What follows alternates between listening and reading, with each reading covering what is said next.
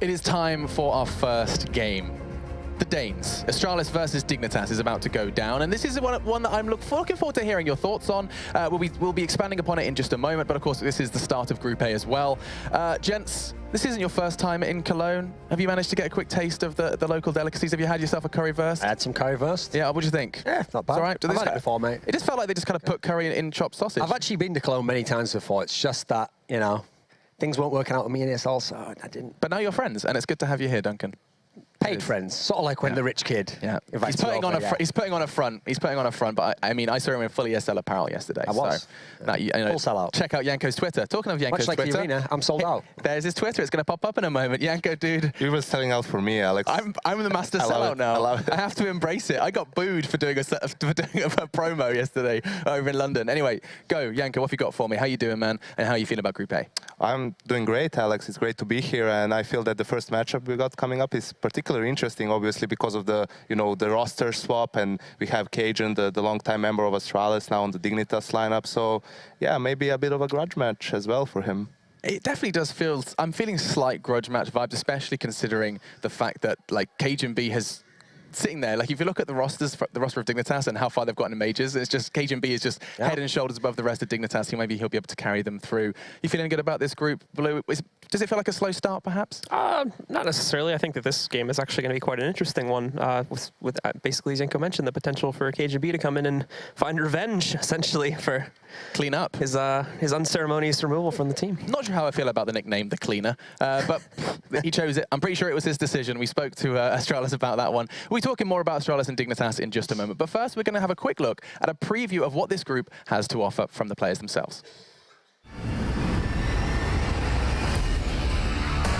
Astralis is widely considered a top team in the world and constantly advance to the playoffs in major tournaments. A recent roster change, though, will force the player-owned organization to use a stand-in at ESL One Cologne. Counterlogic Gaming put up a strong fight at MLG Columbus, resulting in their first playoff appearance at a major. The North American team lacks the results of the rest of the field, but with their new AWP player Kusta, CLG is looking to prove that they are a real contender. With the recent pickup of Cajun B, Team Dignitas have added a large wealth of experience to the team.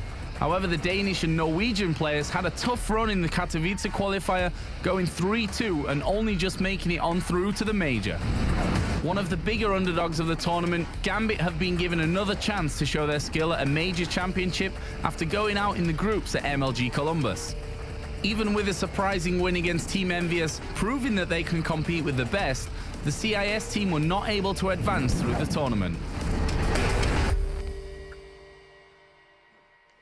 Now, there was a lot of celebrations there from the boys qualifying through that qualifier. Dignitas looked like they just won the major there, Duncan. Yeah. It does suggest that perhaps just getting to the major was achievement enough for them. Well, remember, they didn't make it to the major before, so sadly, even though they're a team that we think of their peakers, they should be in the playoffs of a tournament if they have a good run.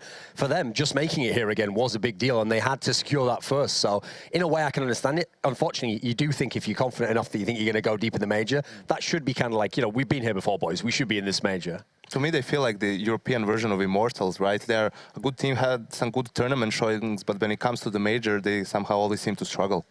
Yeah, and that's what's so crazy is, can you outline what happened when they tried to get to Columbus? Because this is, I remember when we were at the qualifier, everyone was sitting there like, guys, Dignitas have to do it this time. If they don't, it's going to be like a dissolving of the roster. I feel it was what Duncan mentioned previously, that they had issues with their map pool, that it simply wasn't deep enough. They lost the best of one to Renegades or Inferno, which is a map they just implemented into their pool. They haven't played it historically before that. It was one of their go-to vetoes. So, that's the thing with these group stages, how they work with best of ones. You don't have any room basically for mistakes, and they got punished for it. Yeah, we'll be talking, of course, in just a moment about that matchup with Astralis and all those fantastic storylines regarding rosters. But first, a quick look at the bracket as well, just to outline that other game that's going to be going on. That's our second game of the day. It will be the CLG versus Gambit. We've talked enough about CLG, and we have hinted that Gambit are a question mark. But there are some names within their Gambit roster that a lot of friendly faces will recognize, Blue. Like, this is a roster that are by no means new to the scene. No, absolutely. I mean, being at the last major, Doja probably from a social media standpoint, probably the most recognizable name. But then you have Hooch in there, who's had some pretty good performances. Waylander no longer on this team, of course, now jumping onto his new squad. But yeah, then we also see Spaze coming in to replace him, who had a fairly respectable performance at the qualifier, not necessarily bringing this huge play to the team, but there was a couple maps where he exploded quite nicely. And beyond that, it was actually Adrian, I think, that stepped up to be the new big man at the qualifiers for this. And now match one. Astralis Dignitas is almost ready. We'll be talking in depth about the map veto. That'll be our first port of call. But first, let's go ahead and introduce Dignitas. I'm really excited to go to the ESL One Cologne arena. It was really a pleasure to see it last time, so I was hoping to qualify this time, and we sure did. The group stage, we didn't do so perfect. We lost against FaZe. But we managed to win against Empire. We did really well because we stayed calm at the final. We stayed really, really calm, and we communicated like we always do online. So that's what we did the best. We switched Kiabi with Kayun, and I don't think like anything is lagging. But Kayun is a really good AWPer, so we got like a better playstyle now than before. I think we're gonna catch up to every top 5 team in the world, and I think that we're gonna get it till like top 5, top 4. The event we played DreamHack Malmö, and it was really an awesome event that we made it to stage. So our top level, if we play our top game, we will get out group stages and we will play the arena, and that's what we're going for.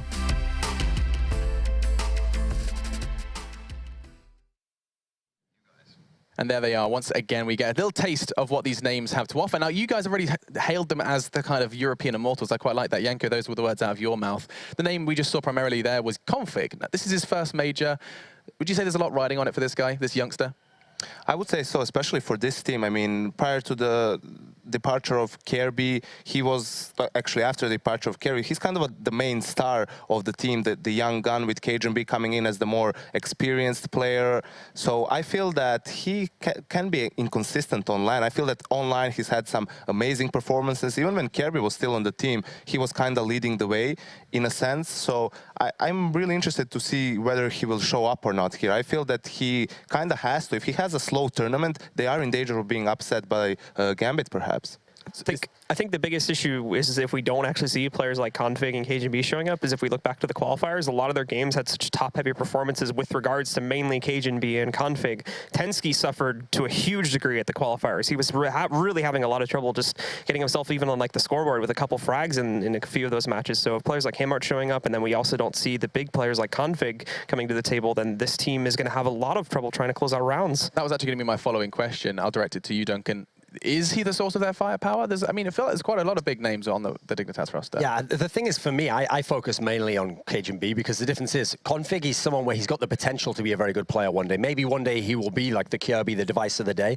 But right now, we know the known quantity that KGB was one of the best individual players in CSGO. I mean, even on Astralis, he was certainly that guy where, sure, he didn't have to turn up every game, but when he did, you're pretty much going to win that game.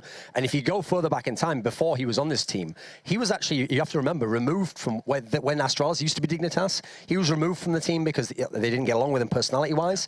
The whole reason he ever came back is because he went on to the second best Danish team and completely stomped them at a Danish LAN, and they were like, we have to bring this guy back in. He's got so much firepower. So that's why it's exciting to me, this particular game, because not only is there the revenge factor, but I still feel like if KGB does hit that top form, he can definitely go toe-to-toe with guys on Astralis right now, and then you get an interesting game. Now, I did want you to set the scene with the vetoes. It does all look like they're coming in quick fire. I was hoping you could perhaps explain the format, but let's do that. Let's save that for another time. Let's just quickly kind of get our heads around what's going on. Okay. So the interesting thing is that it's actually Astralis who've gone with the nuke ban, because no one really knows in this group who's going to do the nuke bans. But since Dignitas at least floated it and played it twice at the qualifier, if you haven't played it and you're the guys from Astralis, that's why they're just going with it first. But remember, they're going to get 3 bans, so they can also kind of waste the first one.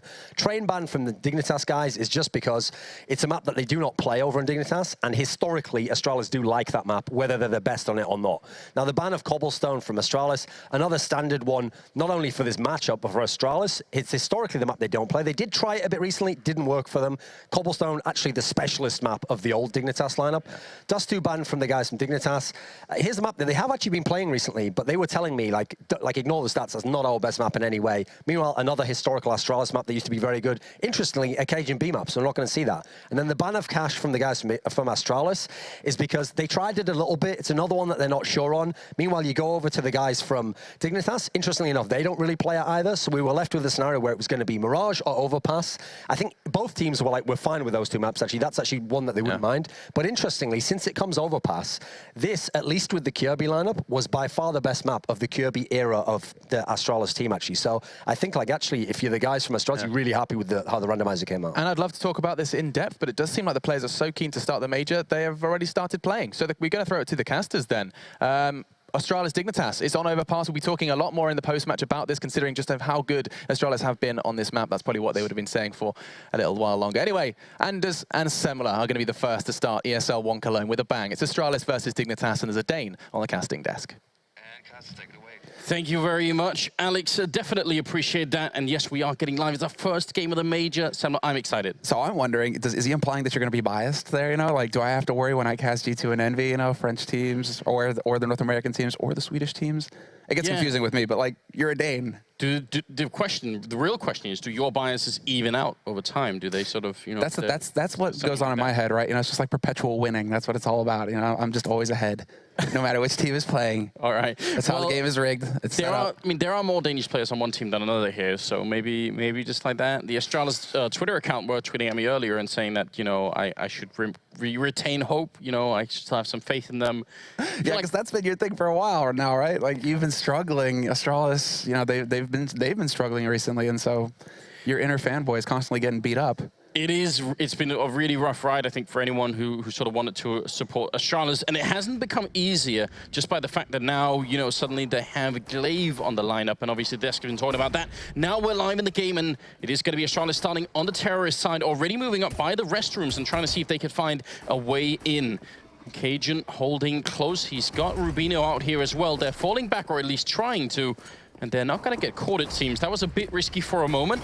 The bomb, though, is making its way into the birthday party area. So still kind of a slow start here coming out of the Astralis lineup. This is bizarre, right? Like, Rubino has the chance to pick off 2 players. He doesn't manage to get it. He gets the info, and then that seems like it's enough for Team Dignitas. They're like, right, okay, so we know we've lost control of Connector. There was a presence there. Should we actually set up for B? And that's exactly what Dignitas do. They see that movement towards the B side of the map, and so 3 players are now set up on that B site. MSL, Config, and Tensky ready to lock it down for Astralis. So, or rather for Dignitas. So if Astralis make their way over there now, it could get hairy.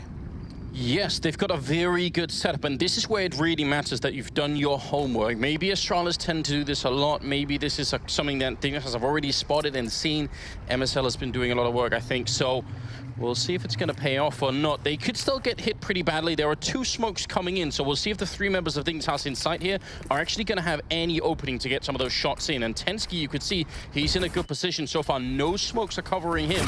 He should be able to maybe pick up a kill or 2 here. MSL, though, is isolated in the corner, and so is Config. They're both going to go down, and the 3rd kill coming through. Dupree, all 3 headshots, and now Cajun finally replying against his former teammates. He takes 2, Rubino takes 1 more, and it's a 2-on-2 with a bomb down. What an incredible pistol round already here. Device and Glaive going to have to try and see if they can hold on and prevent the defuse. There is no kit right now. I don't think there's one on the ground either. Dignitas, they're going to have to do this by the pistols, essentially. And Cajun already spotting out 1. This is nuts. The aggression coming in for Dupree. There's the pick from Rubino, though. He hears Glaive coming, but they have no idea the Device is about to spring the trap from CT, and he gets both headshots. Nothing but headshots for Astralis in the end. A beautiful knife there for Device, but more importantly, the pistol round picked up for Astralis. It actually works, even though Cajun B did his damnedest there to bring it back for Dignitas. That was intense because it looked like Astralis had opened up that bomb site. The whole setup of having 3 men stacked at B, that was supposed to be sort of the counter, and Dupree completely flushed that. No problem at all taking out all 3 members, and then somehow they still fought it back in. So it looked like that could have gone pretty much either way. But Device sneaking up back, that was the ace up the sleeve. That was the one thing that Dignitas were not prepared for. They had no idea. And I'm pretty sure after Rubino gets that kill on short, they're thinking, right, we got this in the bag. We're going to get that strong start. Now it's Astralis who get to go straight to the rifles. And actually, we've seen some teams, you know, like G2, they like to go heavy on the SMG buy in the 2nd round. Astralis, they're a bit more like Navi, just straight to rifles, no messing around. So 4 rifles picked up for them. The UMP on Glaive, but that's fine. As far as the SMGs are concerned, it's like a mini rifle, basically. And so they're just willing to just sit and wait. Look at this, spread out across the map. They know that Dignitas have got their backs to the wall in this round at least, that they're going to be going for something tricky. They're just waiting to see where it's going to come from. But I would say that the sort of the fact that Na'Vi now are doing it with less SMGs and Astralis too, I think we're just watching a switch in the metagame slowly happening, and that's pretty exciting. Really good setup here. Glaive in first with the UMP, but you see Kerrigan ready to cover that corner where MSL was trying to peek out. So it's basic teamwork, but it's encouraging to see that already Astralis are trying to play sort of pretty solid Counter-Strike here, it seems. Going to be a second round for them, not losing anybody at all. A very clean work. I mean, all eyes are going to be on Astralis just because they don't have Kirby with them now at this tournament. I mean, that's the big thing. They have to use a stand-in. Glaive, he's been around for ages in the Danish scene, but we haven't really seen him competing on even a tier 2 team for what feels like ages as well. And so, you know, how good is he going to be right now coming into this? You know, you're talking about basically being out in the sticks, out in the boonies, and moving into the center, into the capital of the country, right? You're playing against the very best here. Right. So, and I mean, what is upsetting is there was definitely a time where you had to mention Glaive amongst the sort of top in Danish Counter-Strike back when Western Wolves was still a thing. Very, very solid in-game leader back then. Right now, they're off to a really good start here in the third round as they're getting some good kills in. Both Kerrigan and Dupree are out of the round, but only MSL left. So just a little dink in the armor here of Astralis, making sure that this round is a bit more expensive than maybe it needed to be. yeah, the lucky thing here for Astralis is that in the last round, Glaive was picking up kills with the UMP. This round, Device is picking up kills with the UMP. So this is going to bolster that economy for Astralis. They're going to be able to get that $600 per kill instead of the $300. So it means they'll have a little bit more money to go around once this, once eventually they find MSL, who's sitting on 20 HP. So Xyp9x, he's watching for the flank. He should be ready to pick off MSL when he comes around this corner. Easy as you please. And so a 3-0 lead now for Astralis. In the end, just very, very clean, solid, patient Counter-Strike coming out here from Astralis. They know that they're the team that's favored to win this. They know that there's going to be additional pressure on Dignitas. Because of that, Dignitas didn't win the pistol, so Astralis are perfectly content to just let that pressure build on Dignitas and to force them to make the plays. Yeah, and already, just to point this out as we're going into the fourth round here, already quite a few people watching, I'm noticing. Good viewer count to start off with, so a big shout out to all of you guys watching, no matter where you are in the world. I realize some places it's getting very late, and I mean, even here in Europe, it's a bit early for gamers to be up and watching games, so you guys are doing an awesome job already. Glaive going to be moving up here. Molotov to force out that position for Cajun, and Rubino, they're going to give up that position fairly quickly, but I don't mind it. This is still going to force Astralis to spend a lot of time having to check corners, having to make sure that no one is holding too close and using a lot of grenades, and that's a great start. The Molotov into the peak for Glaive. Great coordination coming out there, and that's a 2-0 trade, and look how aggressive Glaive is being. He's actually moving in here by the time, and you can tell they're not ready for it either. MSL thinking no one would have rotated up that far, and he very nearly goes down. Probably should have gone down. That was some pretty hard 80-80 spam coming out from Glaive there. Throwback a little bit. Missed shot, but MSL, he's going to be crouching right into Device, who will pick up the kill eventually. Interesting thing to note, Device, he's got that AK. Kerrigan with the AWP. Tensky will find the kill on Device, though, but it's still a man advantage here for Astralis, and they should be able to get that bomb plant going down. So it's going to come down to Tensky and Config now for the retake, and Kerrigan, he's got a bit of a clever angle. He's going to get to hold that long line on both entrances. Tensky just going to walk right into his crosshair, and now Config, he knows where Kerrigan's playing from, but there isn't a whole lot he can do when Astralis have already got 3 guys alive, ready to hold the site. Yeah, I think at this point, because he doesn't really have a lot, better maybe just to save whatever he's got. He's got $5,050 right now in equipment on him, and there's pretty much no chance he could walk in here. Maybe he could try and injure it if he feels like they're going to run away. I don't see Astralis making that mistake, not this early on. They are sneaking back, and Config's got to be a little bit worried that no one is coming his way. If he took too much damage here, he'd go out to the bomb, but I think he's going to be all right here. So just 50 damage. That's a good number to remember in case you're ever in that position. That's going to be 4-0 for Astralis on the less favored side of Overpass, and a little bit of worry for them so far. Yeah, no doubt about that. I mean, now they realize, Dignitas at least, they're going to have that internal count going on. They're like, right, okay, we saved a little bit of money on Config. He saved his rifle, but now Astralis' economy is going to be so strong. You can look, I mean, 8,400 on Xyp9x after fully buying up here. So this is a bit of a nasty spot for Dignitas because they're going to have to chain rounds together if they want to get into this. I mean, they have to do it anyway. It's just going to be up against a fully bought out Astralis. Astralis don't have to worry about the economy for quite some while here. Oh, no. And yeah.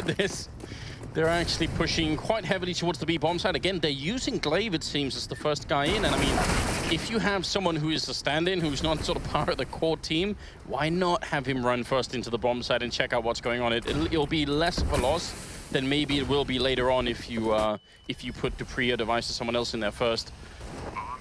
Do have the bomb down, and there's not a lot that Dignitas can do. Just save the rifle again, I think, for Config, and maybe try and get a couple of more kills if you can, which is going to be very tricky, as you can tell. Device cleaning up easy with the submachine gun. Ooh, Config, though, coming in and doing some work.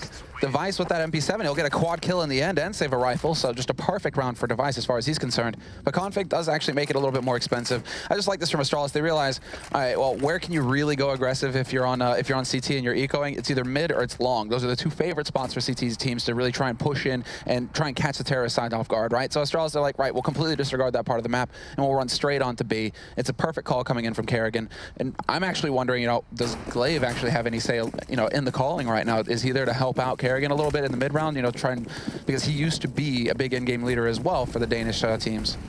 Yeah, I mean, Glaive was always very good at calling CT sides. He had some really brutal setups on Inferno, amongst others. But yes. So if anything, I'd want him to pitch in there, but I wouldn't want him meddling too much in what Kerrigan has been building for a long time now. Quick trade there. Rubino going down, but Glaive as well. Still seems like a pretty good deal. MSL sneaking back out of connector, trying to see what's going on. And actually, Cajun moving in, almost getting caught, and still will go down. Device on just 12 health, but still going to get a second kill in. That's a matter of split seconds there for Cajun. He's going to be so furious with himself. And it's also, I mean, it just shows how on point Device is right now. This is perfect for Astralis. Device is a linchpin for the team. He's one of the heavy hitters. So if he's warmed up and hitting shots right out the gates, I mean, Astralis, they should actually have everything going for them at this point. Now, Dupree and Device both hitting shots. That means that Astralis are heavily favored to win. Is when you see those guys start to struggle that, things start to fall apart. MSL will get the drop on Device in the end. Still a 3-on-3 here, and they do have a good defense set up. Config gonna catch them lining up at Monster. Picks up 2 kills, and now it's all on Kerrigan with 11 HP. And Config, the triple kill to hold the B site and save it for Dignitas. They get their first round on the board. Very, very well done. And I mean, I love the move out from MSL up there to catch out Device as well. There's a lot of information that's got right there already. And then the sort of the triple kill coming from Config just working out perfectly. So 5-1, and moving into the 7th round, we got Kerrigan picking up the AWP and Cajun on the other side. And I mean, obviously, it is interesting having Cajun fight his old teammates here. Obviously, that's a big part of the story. There's going to be a lot on the line for him. That he's going to be frustrated if he misses shots, but if he hits those shots, he's going to be feeling pretty good. Molotov is going to force him off the angle and connector. So it seems like Dignitas, this is going to be one of their go-to setups. Get those guys down into connector, try and challenge Astralis here, control that middle part of the map, that link between the A side and the B side for the T side. But after the initial peak, boom, just fall back to that A side, try and shift up the defense, and instead get aggressive in sewers. So it's actually coming together nicely, the steps here for Dignitas. The only problem is he walks right into a wallbang from Zipnix. Takes a lot of damage, Tensky. He's down to 56, and he hasn't even seen anybody. Right now, still over a minute left, so we'll see if Astralis can pick up this round. If they do, then Dignitas are going to be in a lot of trouble. Again, the round loss bonus will have been reset by Dignitas winning that one round, so you don't want to go back to losing straight away. Obviously, most of you guys already realized that. But there are always newcomers who end up watching the major because it's become sort of, a traffic point for a lot of Counter-Strike. So we'll see if maybe we can get into details on that later on. Rubino's hiding in the corner with Cajun inside the A-bomb side. I personally hate this setup, but we'll see if it can work out. It can work out if Cajun is on point. He's actually going to walk away just as jump comes through. Rubino picks up a kill, and Cajun gets one, and they are going to let Rubino even fall back, which is normally what you're not going to be allowed to do. You will be caught essentially out there, and he ends up going down. I think he could have probably just ran. Good double kill coming in on Cajun, which will give Dignitas a real good chance of winning this round. Yeah, with 15 seconds left, they're looking fantastic, Dignitas. 4 players alive. They've all rotated up to that A site, barring Config, who's still hanging around on B. But now, 9 seconds left, and MSL will find the kill on Zipnix, and it's pretty much falling apart here for Astralis. Kerrigan actually just needs to peek and die. If he goes down after this clock runs out, he's not going to get any money at the end of this round, and that won't help things for Astralis. But he will be able to survive with that AWP. He gets to hold on to it for the next round. And, I mean, it seems like Kerrigan is just continuing to hold on to the AWP, which is very interesting. I mean, Device, there was quite a bit of time there where Device was the main opper, but it seems like it's changed up here.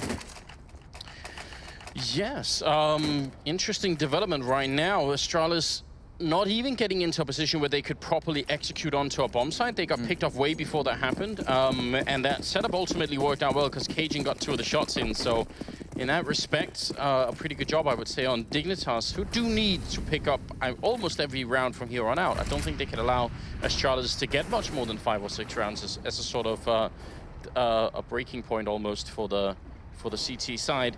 Config and Tensky are holding down. Cajun and Rubino are really far up, and I like this setup, but if they don't find anyone within the next 10 or so seconds, I'd really love for them to try and go and peek around the corner up there on the long side, because otherwise they're just far away from everything and they don't have any information. So they need something to play off of. This is really a gamble from Dignitas on that B site, basically.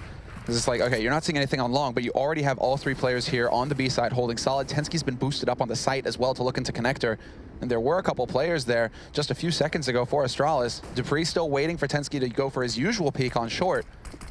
So this is, I mean, this is where it gets subtle between these players, and we're going to have actually a boost here from Kerrigan. Now he's got the angle on Cajun. If Cajun takes a step out into the open, it's going to get nasty. Not sure if Kerrigan spotted Rubino jumping there, but he will spot out Cajun. Not going to get the follow-up. They trade shots, and both players missing. So a bit of a missed opportunity for Astralis to open things up here and get things rolling onto that A site. And look at that. Once they show themselves on that side of the map, they're going to rotate back down. Sip still has the bomb outside of B alone, which is a little bit scary. Hopefully he's not going to try and push it in alone, because that would be a bit of a problem. MSL peeking in, and they still have Config on that far right side, behind the slope, pushing in, and a great shot from Kerrigan. Almost gets the second, but in fact it's MSL who picks up a double kill, drops the bomb with just 17 seconds left. And this is really going to be tough for Astralis to try and get in and get the bomb down. They need to do it now. Tensky picking up one more kill, and Glaive coming through and punishing him. 8 seconds left, and the bomb is being planted. Now it's Cajun and Rubino trying to see if they can retake this and stop Astralis from getting back into the game. Good kill coming through. Glaive is already down, and now it's all on Device. But he is the star player of the team. Not really connecting that much. A long spray puts him down at 14 health. He picks up the AWP, and that's going to be a kill right there. He needed that one shot potential. Cajun is out, and Astralis is going to pick up a 6th round. This is going to be maddening for Dignitas, because unless they can start winning these clutch situations, this is where Astralis are just going to run away with it. That's both clutches going to Astralis so far in this first half. And so those are the big high impact rounds. Those are the ones that'll change it your way to allow you to keep things under control. Dignitas, they really need to get that boost going right now. They really need that kind of confidence play that winning a clutch actually does for you, because now Astralis are just like, great, well, you know, we can get that bomb down, but we're even going to come through in the tough spots. This map is ours. So definitely a little bit tricky here. And again, Dignitas, they just can't seem to get their economy going. Again to pistols, and again with the aggression in mid. So Astralis this time, they were ready and waiting for him. They didn't charge towards B. Instead, they just kind of sat and expected that kind of aggression to come out. Now Glaive, he's going to find the first kill onto MSL. Spots the second, but he's not going to get the third. Rubino, they're going to get the drop on him. I mean, I like the part where Dignitas try and take some initiative in a round like this. You know, instead of just waiting around, I hate seeing teams do that. Much better to try and have them do something. Now, never mind that probably still works out in Astralis' favor. But at least they got the AK, and they've sort of put a little bit of pressure back on them. So Config and Tensky are sort of holding either bomb site, while Rubino is out and about the Lone Ranger. Yeah, Rubino is stuck. I just wish he could run back to that A site and hand that AK over to Config, who actually has Kevlar and who's been hitting shots for Dignitas so far. If he's just going to hang around with without any Kevlar, if he gets into a spray fight, well, that's where the aim punch comes in. That's where his aim goes to hell, and he just can't actually, you know, take those kinds of fights with Astralis right now, who are equipped. It looks like Astralis now with 40 seconds left are going to start rotating around. They want to get up towards that A site. All 4 players heading towards long, and this Device leading the way. He's going to be the entry fragger in this situation. He's going to be the first man onto the site, but there are all 3 players here for Dignitas. They've accurately called the situation here, Dignitas. They have their defense set up. Now it's up to Device to crack it open here on the site. This could be very interesting. Maybe that AK could have a real say in this upcoming fight. Just 17 seconds left, but Rubino goes down. Did they spot Config by that truck? I don't think it even matters anymore. They're just going to overpower him. 10 seconds left here. And if he had the AK, maybe it could have made a difference. But either way, it's still a pretty decent round, I think, for Dignitas. They made a good call. They stole an AK. They did some damage. Going to put us in the 10th round, where they could finally pick up an AWP again. Yeah, 7-2. Astralis just running away with this now. They've got a huge lead on their T side. If they get any further than this, it's going to start looking real grim for Dignitas. So now, well, I mean, we'll have to see. I mean, the other thing, though, is that where are they going to put Glaive on the CT side for Astralis on this Overpass map, right? He is the stand-in. It's going to be a little tricky to call his spot immediately off the bat and whether Astralis are going to be comfortable with the setup. So there's still a little bit of an edge for Dignitas when they go onto their T side. They've got their full roster. Everybody knows what they need to do. So it's not over yet for Dignitas, but Astralis, like, the more T-side rounds they get, the better it's going to be. And Kerrigan not going to find the entry. Try to sneak his way out through Monster. It's not going to happen. And Tensky's going to rush down Dupree. Rubino's there to take out Device. 2 players down for Astralis at the beginning of the round. And they fall back, and what a delight it is to see Rubino and Cajun making it back to the A-bomb side. Sitnix will pick up 1 kill, and he goes for a bit more spray here, finding Config. The Molotov in there, but Sit will fall, and this is not looking good right now for Astralis. They are in a 2-on-3, but they do not have a lot of health, and Cajun in the perfect position up in the sniper nest to take down Carrigan, leaving just a Glaive here to try and see if he could maybe pull it through in a 1-on-3. The stand-in. Let's see if he can be the hero. Get that clutch going in here for Astralis or Dignitas. Tensky's going to miss the first shot. Glaive still has to know that Cajun's on high, so he can't really peek past that pillar. Problem is that the bomb is dropped on the slope into pit, so now it's really looking grim here for Glaive. He's going to hope that somebody's going for a flank, but all 3 players for Dignitas just watching each other's backs, holding the angles, and they know that it's just a matter of time. Glaive going to go charging in, not going to find the kill. Tensky will shut him down midair. And that's a 3rd round on the board now for Dignitas. So Dignitas definitely showing that they've got some fight in them here. Question is whether they can actually just maintain now, because it's Astralis who are about to just spend all of their bank. This is the best chance now for Dignitas to start getting some control in the half. Yeah, and it's definitely not done yet. And I think your point about the stand-in on the CT side is super valid. It's almost a bit counterintuitive, because if you just look at the game sort of objectively, you'd think, well, surely if you're defending, all you need to do really is to just sort of hold one spot. So does it really matter if you know everything else that's happening on the map? The problem is once you lose someone on the CT side, you need to start rotating and moving around. And if you're a newcomer to the team, if you're a stand-in, maybe you don't know exactly how everyone else moves, and that's a big problem. I like the attempt from Cajun, but he's going to go down to Carrigan, who obviously saw that coming. He was scoped up on top of that smoke all the while, so big problem there for Dignitas. More than ready to deal with it. That's again, just Astralis. It's kind of been their go-to. Apart from the 1 round where they really just charged towards the B site, they had that read. They knew what Dignitas were going to do, trying to push mid. So they just charged onto B Astralis. Every round apart from that, pretty much, it's just been them sitting and waiting for Dignitas to make the play. You're going to go aggressive, Dignitas? We're just perfectly happy to just sit and wait and run this clock down, because we know that you have to go for information plays. You go for the information play at the beginning to spot us at mid, and then eventually around the minute mark, you're going to have to go for another one, especially now that you're down a man. Dignitas need to actually try and make something happen here. They got that same setup, and it's one that Cloud9 used to love to run. Sean Gares would do this a lot, and I always hated it. I don't think Sean and I ever quite agreed on it, but my issue is that if Rubino misses a shot here, or if he's just smoked out, then MSL is alone entirely, so that's a big problem. But he's going to sneak up right into Dupree, and he ends up losing that fight. Bit of a problem there. Now, Rubino trying to see if he can maybe bring it back in favor of his team. He's got the AWP in hand and looking for another shot in. Bit of a shoulder peek coming out. 20 seconds left though, and now he's going to get snuck up in. Glaive, really good movement coming out, but down to the B bomb side, it's Config defending against the bomb. Device, if he goes down, the round might be lost, and I think he just realized, going to connect with the spray. 10 seconds left, and Sipnix somehow gets the kill. This is wild. How are they doing this? Astralis, they get control of that A site, and then they're already rotating that bomb down. This is the problem with playing so passively, is that you're really not giving yourself a whole lot of time to play with. Now it's Tensky and Dupree, 1v1. Tensky just going to stick it. Dupree charging forward. He's just barely going to make it in time. And the steps that pulls Tensky off of that bomb defuse. So now he actually has to go and fight Dupree. Will get the spot. Makes it perfectly clear that he knows where Dupree is coming from, and Dupree now the one dancing on the edge. Tensky trying to pull a fast one on with the USP, and he's gonna get it. He has enough time for the defuse as well with that kit. Lives with 6 HP, and those guys are like on the other side of the hall, and I can hear him shouting from here. So Dignitas pumped. That's another clutch for them. Tensky actually had the AK, and he just never reloaded it. That seems like some next level type madness, because I'm sure he could have probably done that, but I'm not even convinced he couldn't have stuck the defuse the first time around to maybe just straight get it, but that's obviously a big risk as well. I think he might have had just enough time to actually do that. So 7-4 as a scoreline here, and Dignitas still staying alive in spite of a really great fake. That was really impressive sort of tactical depth coming out of Astralis, but they somehow managed to still throw away the round. So now we're back to Tech9s and armor and a hell of a lot of grenades.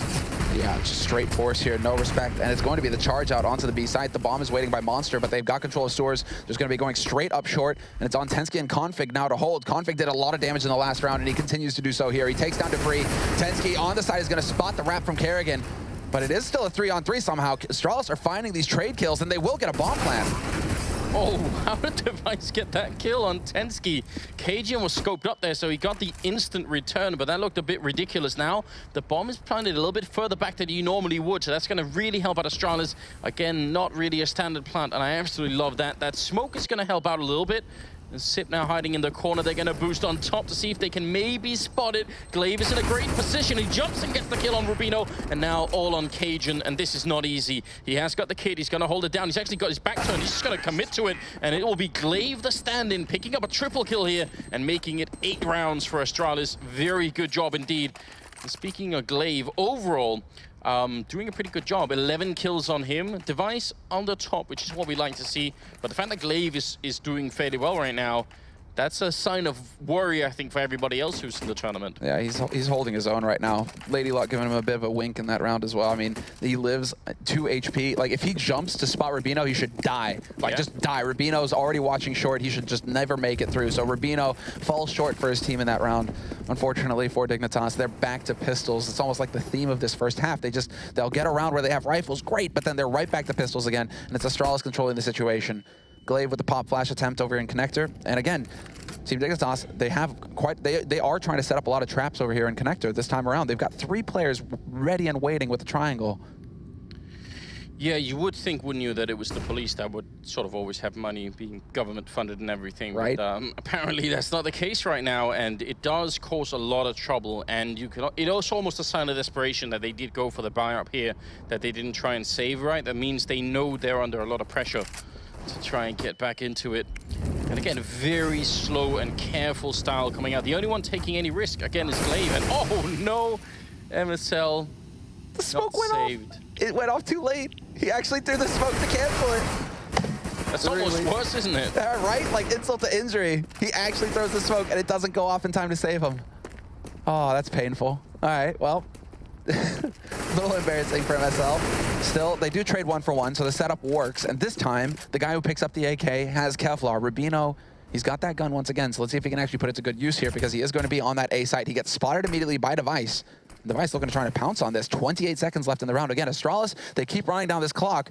They're just giving themselves such a small window for, well, they're giving Dignitas a pretty good window to actually shut things down, to screw things up for them in the round. Especially because Cajun is wrapping around really quickly, coming up from behind the connector. He's actually right behind a free Carrigan, moving in here, trying to see if he can get the bomb plant down. Only 10 seconds. Cajun picking up a double kill, coming in with a flank, and not even going to be a bomb plant here. A big win for Dignitas. Astralis off to a good start, but it crumbled at the end, and now could get a bit interesting on the other side. The terrorist team, they are running out of money, and they're going to force up as well. Wow. That's, again, a pretty big commitment here. It's not even a quasi-buy. They are just going back to the wall here, and they realized, well, last time we went for a force, we rushed B, it worked.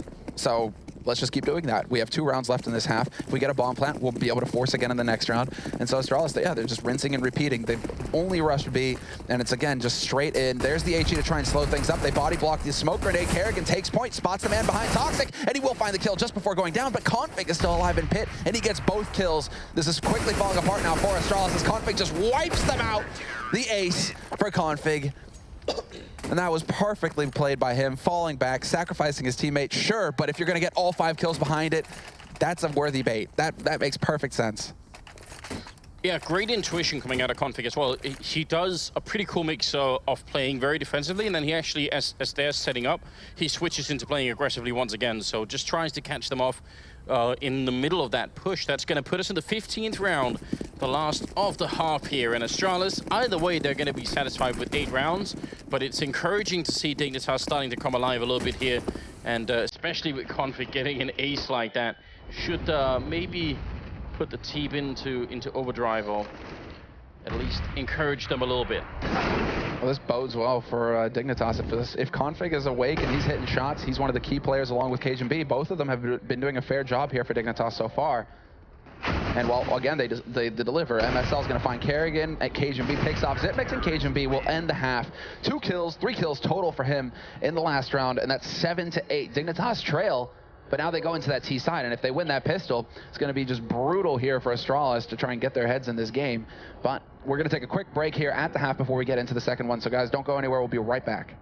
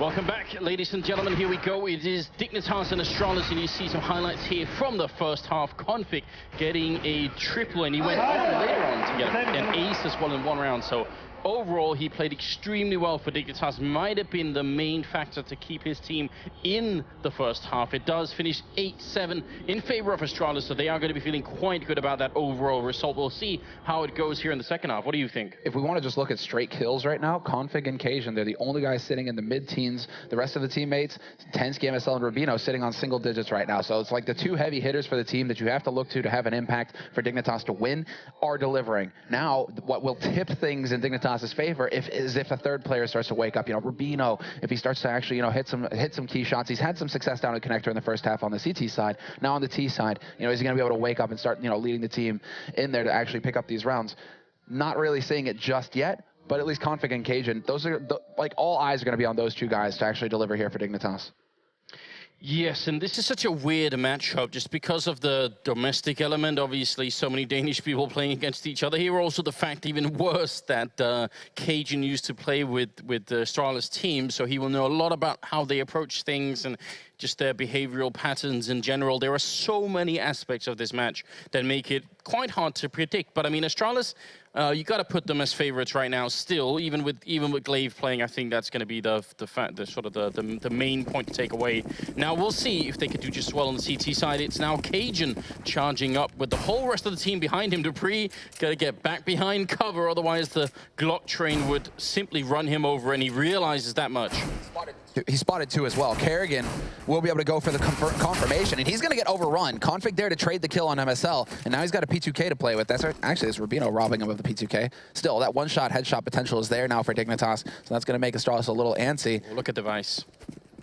That charge up here. Now, this could sort of make or break the round. If he gets a couple of kills, or even just gets a kills and runs away, that's great. But if he commits to the fight and gets run over, then that might be a lot of trouble here. Device, he's going to meet them right on the stairwell, and Cajun going to run him down. So that's a big issue now. They give up a second of those CT pistols, the USP, and both of these are so good at range. This is a big problem for Astralis. Yeah, this removes one of the CT strengths. The fact that at any range you can get that one-shot headshot versus the Glock, where even if you get a headshot at range, you're going to need 2 shots to get the kill. And now, while Dignitas, they have that punching power, and they're going to group up together. So they're going to get the Glocks into the fight. They're going to lead the way with the Glocks. They should, at least. And then they'll have the P2K. They'll have the USP to actually, you know, clean things up afterwards. And right now it's Glaive dancing around on that A site, just hoping to spot a shoulder somewhere, trying to get some information. Dignitas so far showing nothing, but they're going to have to start this push soon. 25 seconds left on the clock, and there we go. Config, he's been spotted by Glaive. This should actually open things up as Glaive peeks out into mid. He sees just how much trouble he's in. It's all over now for Glaive. It's all on Zipnix and Dupree to make it happen. 2v4. If Dignitas play this right, there should be almost no way in. What the hell was that headshot? Dupree taking out Cajun B in what looked like a bit of a ridiculous flick. Now they're going to try and see if they can get onto the site here. The kit is currently dropped, and I think it's quite far away. I think it was on Device, in fact. So, oh, they just picked it up. It was on Glaive. Oh, it was on Glaive. That's a big relief right now. That might actually at least partially save the round here. But Device goes down, Dupree goes down, and Sipnik's now trapped, sandwiched in. They're coming from either angle, and he's going to end up dropping a Config, picks up a triple kill. And that was it. The kit, at least, I thought for a moment it was on Device. That would have been horrendous, but they do still pull through. Dignitas gonna equalize the score and make it 8-8. Speaking of Device, though, there has to be a time where you wonder, how far is he willing to go through with that flank, you know? Because if he stays in T-spawn and just hides, then he's still pretty close to being able to flank them at A. He could go back to B in case they sort of circumvented him and gone back to B through connector. So I kind of wonder if it wouldn't have been better for him to sort of slow down a bit at some point. That's what I thought he was going to do, actually. Just sit there. I mean, obviously we had the X-ray. We could see how close Team Dignitas were. So if Device had actually just sat there, he probably would have wrecked them. But you know, he decided to go in, probably trying to get into connector quick or something along those lines, right? And he gets punished for it. So it's just one of those things, those like what-if sort of scenarios where you can imagine how it would have played out. Unfortunately, the way it did play out means that Astralis were down basically the guy who's carrying them right now. And yeah, and you all saw how it played out. Both teams pick up a pistol round. And so Dignitas now, they get that strong start that we were talking about with how close the scoreline is. Now Dignitas on the T side, they tie it up 8-8. Astralis, another team that doesn't really go for the Kevlar buys in the second round, will be on pistols, just pistols here. A couple of nades picked up though. Zipnix has that HE, so we'll see where he decides to use it. And then you have Glaive with a single flash grenade. I like that. Thank you very much, Glaive. Dupree also with the Deagle might be one of the few people who actually run into anyone early on here. Either him or Carrigan, it seems. Not that I think Carrigan could do a lot of this range, except just spot out what's going on. He will see a couple of people running around, so quick rotation coming in, and Dignitas are going to continue on into the bomb side, it seems. Got to be careful they don't commit too much to this, but the early engagement working out just fine. Nice attempt by Carrigan. He had the angle right through the smoke, though. Glaive is going to get caught. Xyp9x with that HE will find the kill. And so now it's on Device and Xyp9x, the last two alive. Once again, Astralis find themselves retaking 2 men down here on the A site, and it isn't looking too hot. Device, he's got Tensky penned in, but he's not peeking, and Tensky finds a way out. Now Device has been spotted. He's got that CZ, and he's already found a headshot on Config, so they're doing a little bit of damage. Astralis would love to pick up another kill. That's the main goal here. Make it so that Team Dignitas only survive with 2 players in the round. Make it as expensive as possible for Dignitas. Because if they make it out with all 3 AKs, that's not ideal. Device tries to charge forward. Xyp9x not going to be able to follow it up. You can clearly see they were just like, right, if we can kill off Tensky, who's stuck on the site, we're all right. We've done our jobs. But Tensky, with the help of his teammates, survives, and it's 9-8. Dignitas, they're off to that start. They got over the first hurdle. They won that pistol. They survive against the pistols in the second. Now they just have to do it again, Anders, and get those 3 rounds that they deserve after winning the pistol on the T side. I mean, the main test, the really big test, is going to happen in the 4th round, the upcoming round. That's when Astralis can afford all the equipment, and they will be able to buy a lot of it. Again, they haven't really invested too much into these early rounds. So if Dignitas can beat them there, we have a very interesting game in our hands. It'll be hard to call who comes out on top. But I think if Astralis win the upcoming round, not this one, but the next one, then who knows? They might run away with the game. I could see that happening. You're already seeing the difference here in how they call as well. MSL, Carrigan. Dignitas didn't go for a B stack at all when they were ecoing, right? They chose to charge mid, which was why we saw, I think it was Cajun or was it MSL, chuck an HE into mid, you know, in case you go for that mid charge with the pistols, you take that HE to the face, you're going to be a very sad person. Instead, Astralis was just like, right, we're going to just bet. We'll put everybody on B at the beginning. They've rotated 2 players up to A, which I'm not a huge fan of. I mean, it's like, actually, if you're just going to go for the stack, go for the stack. Leave 1 guy on A, but yeah, Xyp9x is still here. Okay, yeah. So they actually did do that. They still got Xyp9x there to support from Sniper. And he's there with the flashbang, so this is something that we've been bringing up for so long and actually been criticizing a lot of teams for, especially on Cobblestone. There are just so many ways to spring this trap. So if you look at Xyp9x right now, he's got the flashbang in hand, and that the whole round hinges on this guy throwing a good flashbang when the push happens, because they can clean up with the pistols if that flashbang is good, but it's pretty hard to do that, especially if they're going to come in from the L-bend as well. These people from Monster Tunnel should be flashed when the flashbang goes through. It's actually out already. No, Rubino turning around, really good reaction, and MSL going to clean up instead. Just complete failure coming out of Astralis here, losing 3 men early on and another 2 coming in. MSL quad kill with the MAC-10, which is going to land him at about, well, almost 7,000 at the beginning of this round. So pretty good stuff there. It's still a good idea, but they were a little bit too slow with the flashbang. They were already pushed in. Yeah, that was it. And Rubino, you see how the reactions play out, man? Boom, just turns around as soon as he sees the flash coming. Completely ineffective flash in the end. Right, and that's why I say it was too late, because it's supposed to go in so that it just comes around the sort of the actual pillar. They're not supposed to see it sort of be thrown from up there. Exactly, and that's the thing. Astralis were just holding so passively, right? They were just crouched and waiting. They weren't peeking to get the info to spot. But that's the way it plays out. Sometimes, you know, you've got those pistols. There, you know, it really is like a bit of a small chance, especially when you're rocking mostly P2000s to actually win the round. So it's not going to be the end of the world here for Astralis. If they lose this round, though, it's going to start looking grim. They've got those 4 rifles. They've got the AWP on Carrigan. And again, the AWP on Carrigan. Device just doesn't seem to want to have anything to do with the sniper rifle right now, even though he got a clutch with it in the first half.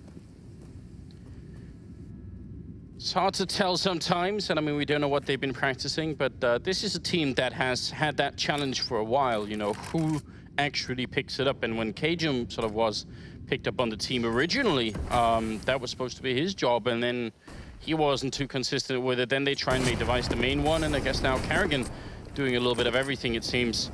He is pushed up a little bit aggressively here, and he doesn't have that much backup. Dupree is close behind him, but if they were to run him down, don't see him making it out. So I kind of like the fact that he's falling back. Astralis have gone for a setup that allows Dignitas to sort of take control of most of the map without using too much utility, which means they still have 4 smokes in their on their team that they can use to maybe block down this bomb site and just get in there and get the bomb down. Exactly. Oh, look at this. And Glaive is rotating back towards B. So they really are trying to bolster the defense on that B site. Dignitas, they went to it in the last round. Would they go for it again? No, MSL is calling for an A play here. 20 seconds left, though. I mean, they're not leaving themselves any time, any room to work with. Kerrigan with the first pick on Rubino, and then the rest of Dignitas are just going to charge up on long. Flash there to even buy more time. Kerrigan going to miss the follow-up shot. 10 seconds left as Cajun takes out Dupree. But this is all the pressure now to get this bomb down. The flash is effective. 2 kills come through for Glaive. He could get the third, but MSL is going to shut him down. And it's a man advantage now for Astralis going into the retake. Oh, this is going to be tough for Dignitas to try and hold on to. MSL very much out in the open. That's a good smoke to come through. But Device walking in from behind, going to take down both MSL and Tensky. And you're right, not a lot of time. And Astralis pretty quick with the rotation there. That's going to give them the round. And we will be at 10-8. So that was a big test for Astralis. They absolutely needed to win that round. They only lost 2 members. That's also a good sign that their economy is at least improving. This flash with the smoke there is just perfect teamwork. That was nuts. But yeah, what I'm wondering right now is, because this is that Danish matchup, right? The mind games are going to go so deep. What I'm wondering is if MSL and Kerrigan are overthinking things, right? Because we saw it for the T side on Astralis, where they kept running down that clock down to 20 seconds before actually pushing onto a site. We're seeing it here with MSL. They didn't leave themselves any time to work with their Dignitas. It was literally just like 15 seconds, run up, plant the bomb, cross your fingers and hope that nobody's going to dunk a nade on you or just spray through the smoke and cancel it, because then you lose the round, right? That's cutting it way too close. In general, you want to see teams start to actually execute onto a site with like 40 seconds, 35 seconds left in the round, so they have some room to maneuver with if something goes wrong when the push goes through. So Dignitas, they need to tighten up their game. MSL needs to start being a bit more decisive with the calls here and getting them going a bit earlier in the round so that they aren't getting caught out just like there. It feels like both teams really want, on the terrorist side, they want the CT side to come and find them first. You know, they're hoping for some aggression that they can play into and maybe win an early fight like that. And both CT sides have been pretty defensive. I think Dignitas showed a bit more creativity on the CT side, and then Astralis have so far. Spray down from Sip, that's a pretty good angle there, and they're trying to follow up on it, but Device is there to cover his back, so that's a 2-for-0 trade, and Glaive coming in. So a 3-man setup on B. They each pick up a kill. It could not possibly be any better at this point in time now. All on Cajun to try and make this round expensive. He does get the shot off Glaive, but it's not the kill. And that's going to be a flawless round coming out of Astralis to tie up the scoreline at 10-10. Flawless is right. That's where everything plays out perfectly, right? Zipnix gets the first pick on short. That successfully baits Rubino in through Monster into Device, who was waiting. And I mean, Glaive with the rotate down from CT, then saves Zipnix. It's like everything, step by step, fell into place for Astralis for that defense to just hold perfectly versus Dignitas. That's kind of where like your stomach kind of drops if you're Dignitas, where you're just like, well, you know, we just got owned in that round, really. What else can we do? You know, we're trying to bring it back. We're trying to get the kill, to get the punish.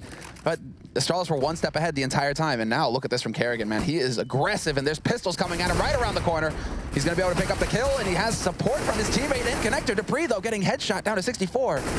Yeah, they don't want to overcommit to try and sort of save this AWP, and it looks like they sort of managed to calm down a little bit. But the worst thing that can happen is if you just try and run in one at a time to take a fight. But looks like they managed to stop the flood of Dignitas that were running up there. A little bit scary for Cajun for a moment, oh, sorry, for Kerrigan for a moment. That's like an opera's worst nightmare, right? It's like you hear the footsteps and you're like, wait.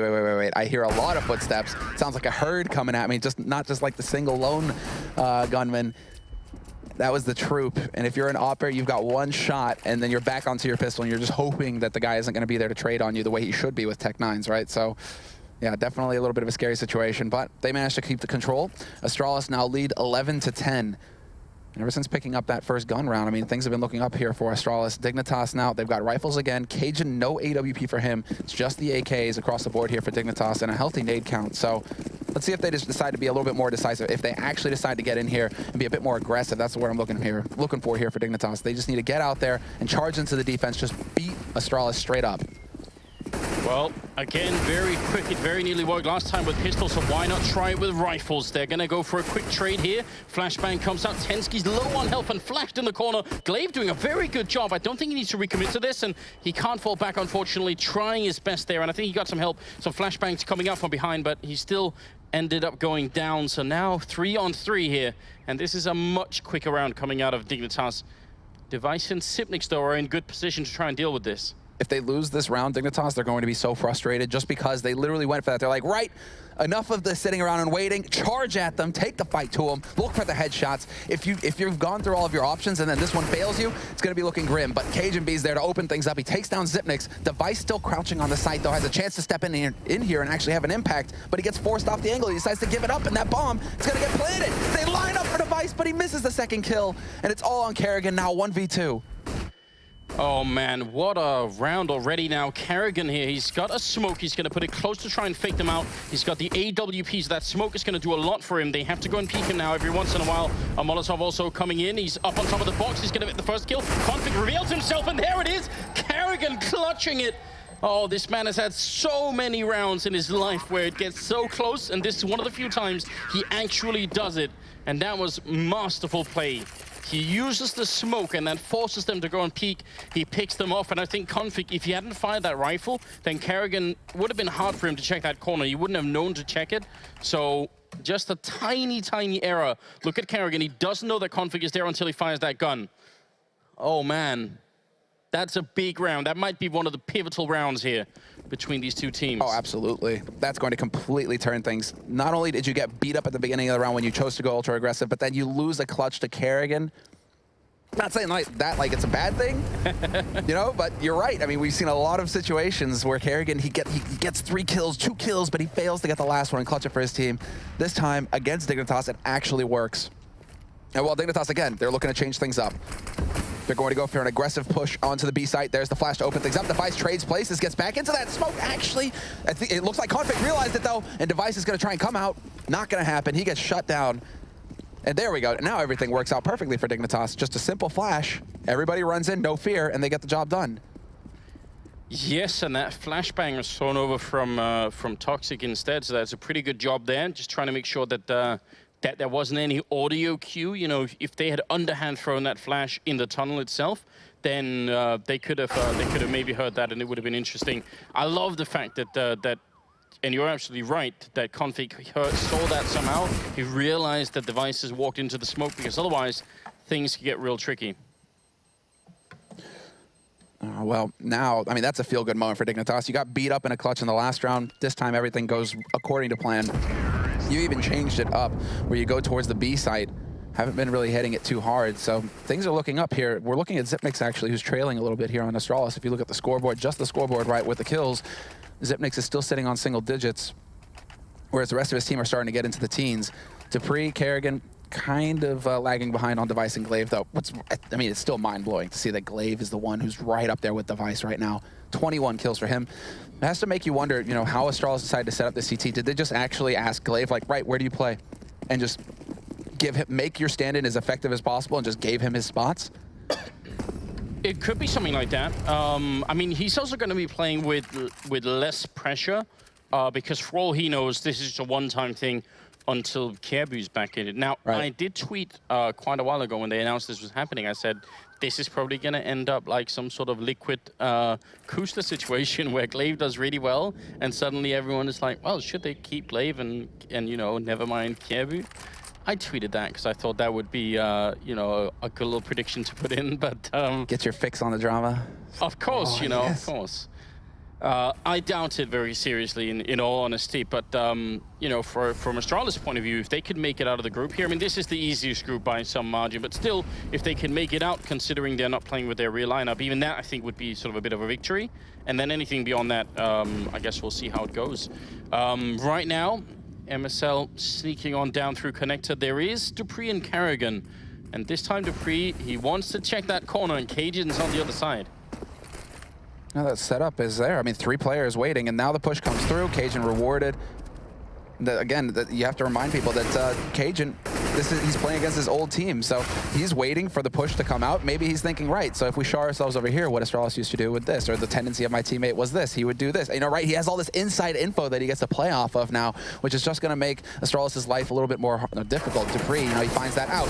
Karrigan somehow lives long enough to find a kill on Rubino, though, and he gets the follow-up as well. MSL is down. Now Karrigan will finally get traded by Config, who was a little late coming up from long, but Karrigan made the difference. It's a 3-on-3, and now a 3-on-2, and Xyp9x just going ham behind Optimus. Finally gets shut down, but this isn't looking good. Config's only got 8. Yeah, exactly. He's got 8 HP in no time. and he goes down after the time has run out, I believe. So that's an even bigger problem there. I don't know why Carrigan survived the first initial fight, because he was flashed and out in the open. And then afterwards, some incredible flicks coming out of the Danish captain. That's very impressive. So 13-11, and moving into the 25th round. And Dignitas, it's been some key rounds here that they needed to win, and they just haven't. So now they're in a really tough position economically. It's not that Astralis are actually doing much better. Both teams are kind of low on economy, so whoever wins this upcoming round could, well, from Astralis' point of view, either almost win the game, or Dignitas could be right back in it. If they could reset here, but they are not going to get much of a chance. Dupree's there to catch Cajun. So there's the first kill going his way. Carrigan drops the bomb carrier. That's Rubino down. Dupree will eventually get overrun. He's just not got any support from the site itself, and so he's out in the open. He gets shot in the face, but there's still a man advantage here for Astralis. And now they know what's actually happening here. Dignitas going to commit to that bomb site. MSL, though, that was a beautiful shot on Glaive and Bank. Just comes around the corner, boom, pre-fire. And now 3-on-3, but Carrigan from long. It's like MSL forgot that there was an offer over there. Tensky only had the Tech 9 with which to try and defeat Device, and that wasn't good enough. Again, it's going to be another round here for Astralis and Dignitas, though. They didn't invest fully into this round, and with the bomb plant, they are going to have a lot of money to try and fight with. But I'm still getting worried. These rounds are mainly working out for Astralis now. And another 2, and they'll be winning the first map of the Major. Exactly, the first map of the Major, the first match, no pressure. You know, just everybody, all eyes on you right now. I think the veto did work out quite well for Astralis overall. I think they're going to be happy playing Overpass, and I wonder if Dignitas had a really deep plan going into this T side, because they do seem to run into a lot of trouble. And again, they keep running the clock very, very low. Yeah, that's where that indecisiveness comes into play. And Carrigan, wow, fully commits to Birthday. He's going to get the leg shot onto Config, so a little bit of a head shake there from him for sure. He knows that he could have got that first pick and really started things off strong for his team. Instead, it's just the damage going on to Config. With how Config has been hitting shots, you definitely want to knock that guy out early on here in the round. You do not want him to get rolling. So at least you slowed him down. Not literally. You know, in real life, shot you probably just, you know, you're not really going to be going anywhere. CSGO can still run, so I mean, you know. He's going to be quick. 50 caliber to the leg. Yeah, I don't think there's any leg. This isn't Skyrim. No, not at all. Rubino down by the B bomb site outside, so very normal normal terrorist setup where you have just one guy waiting outside a B, making sure no one sneaks in, and then you got the rest of the team somewhere else. Now, Rubino's actually going to give up that position and seems to be reconnecting with the rest of the team. And Carrigan, he's been very good at hitting these shots so far. If he gets one more in here, how can Dignitas possibly make it through? The rotation will be happening fairly quick after that. He's got Dupree to watch his back, so he knows he can just sit here at this angle. Misses the shot, though. That was a golden opportunity here for Carrigan to start things off. He's actually going to go for the repeat behind it, though. Sees the man coming out from Bank, and this time he hits it. Rubino is down. Big spray coming in from Dupree. Holds it a bit too long, though, and he gets punished by MSL. But this is still a situation that favors Astralis. MSL hardly has any HP to speak of. And we're into a 3-on-4. The retake coming in for Zipnix. And then MSL somehow catches them lined up. Double headshot. That's going to look ridiculous from his point of view. There's no way that he could have known. Now, all on Device here, and I don't think it's worth doing it. They don't have that much money again on Astralis' side, so try and maybe steal an AWP and just walk away with it. Clutching the 1v3, although would be impressive, I don't think it's actually worth playing for, so does spot out MSL, and he should be able to at least take him out. There's a good spray coming through, but just not enough time, I think, to get the last 2 kills and defuse the bomb. Good headshot there. He's going to hold it in, but Cajun there, long range with the AWP, and that's going to be the round in favor of Dignitas, 12-14. I do want to point this out. I know I complain about this all the time, but it's grinding me, keeps me up at night, Semler. People keep putting down the bomb in the exact same spot on this map, and no one does anything about it. They have HEs, they have Molotovs. It's real easy to Molotov out that bomb plant. You can do it from any one of 100 different sort of positions on the CT side, and they're not doing anything else. They're smoked off, so they're just waiting anyway, and while refusing to stop the guy from putting down the bomb. I'm saying it now again. Someone please start doing that. Well, you can even wallbang the boxes, can't you? I mean, yes, that's another point that you're talking about. You can shoot those boxes exactly where the guy's planting the bomb. So there's quite a few options for the CT side. We haven't seen it work out yet. Device, though, he's going to find Cajun B lurking his way on towards that B site. And Astralis, they prepared for any kind of B push, early aggression coming out here from Dignitas. They have the 3 players ready to hold on the B side itself, and it doesn't look like Dignitas really want to waste too much time. Rubino, you can see him trying to get in position to set up a nade. That bomb is still waiting out front of Monster. Look, I can just already see the Twitch chat going back as he's aiming through up on Carrigan, who's up there. Obviously, he's waiting for the jump. In case anyone is wondering, he's hoping that someone on the CT side will jump through. But, oh, did we turn the X-ray off and on and Carrigan was gone? That was like a magic trick. I love that. Dupree on the other side, and MSL gonna hard check the corner with a Molotov, which is a very good idea. That's such a nice way to get an early kill if it was gonna happen. Still playing a 4-on-5 right now in about 45 seconds as they push through into the B-bomb side, and Sip is there. He gets both the kills with the 5-7, drops the bomb, and they're in a lot of trouble. Dignitas, they need this round, otherwise it's going to be map point here for Astralis, and the Rubino wants to sneak through AWP. He's smoked off for the moment, so can't really see anything. They will pick up the bomb, but now they're sandwiched in, and Dupree is there to pick up the kill as they try and transfer onto the bomb site. Rubino entirely alone now, and he goes down to Carrigan. Solid round from Sipnix.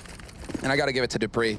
That setup on the A site, it worked out perfectly for Astralis because he was close enough to restroom to hear MSL backing off. And then it's all about, right, just rotate everybody down to the B site. Zipnix, he's just like, I don't need your help, guys. I'll get both kills on my own. I'll drop the bomb at Mons. It's all good. I've got it under control. But Dupree did actually make the difference there because then Astralis are able to rotate down to the B site, set up the defense early, and Dignitas, they end up running right into the blender. So now this is set up for Astralis to just end things here, pick up their first map, go into that winner match of the group here. You only need to win 2 best-of-1s, basically. To get that first seed, you win 2 maps, you get that first seed. And so Astralis, they'll be within striking distance here of getting out of the groups once again at the majors.